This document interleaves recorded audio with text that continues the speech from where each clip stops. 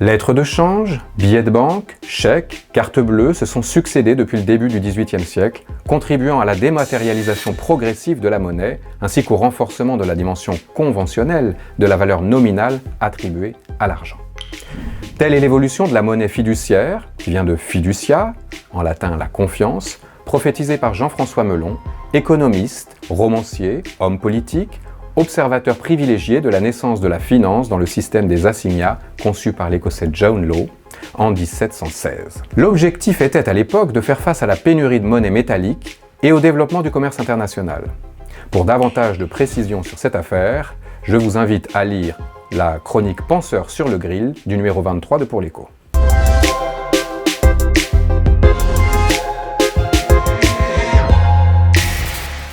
Prenons le pas sur le troc de marchandises, puis sur l'échange de denrées au moyen d'une monnaie métallique dont la valeur était équivalente à la quantité de métaux précieux utilisés pour la produire, la monnaie fiduciaire marque la troisième phase de développement des échanges marchands dans le monde occidental. À la fois réserve de valeur et instrument de mesure des transactions, elle permettait alors un essor considérable du volume et de l'ampleur des échanges.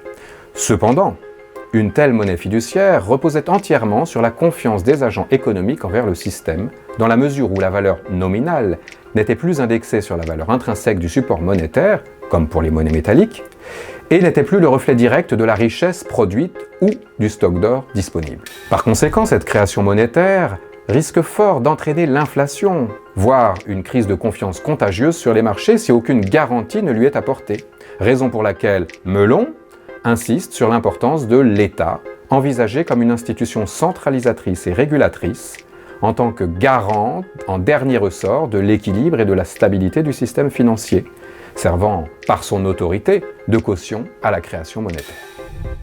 Aujourd'hui, une nouvelle étape est franchie avec l'apparition des monnaies numériques. Un engouement très fort et peut-être même un peu irrationnel sur les crypto-monnaies. La plus connue des crypto-monnaies, c'était le Bitcoin. Une monnaie virtuelle indépendante de tout gouvernement et de toute banque centrale. Reste à savoir qui garantit sa valeur. Et voilà, les méchants garçons. Des Litecoin, des Bitcoin.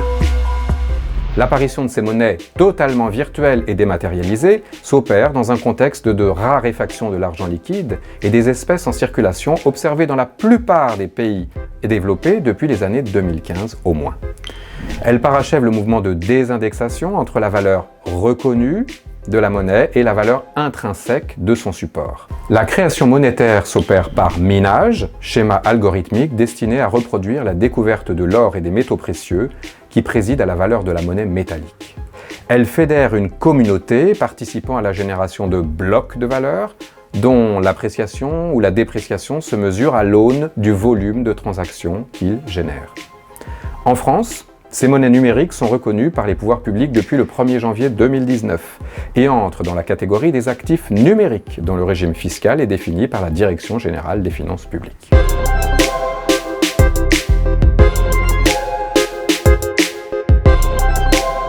De nombreuses initiatives d'agents économiques visent cependant à contrarier ce qu'ils considèrent comme une récupération par le système financier dominant de ces initiatives alternatives et conçues hors marché.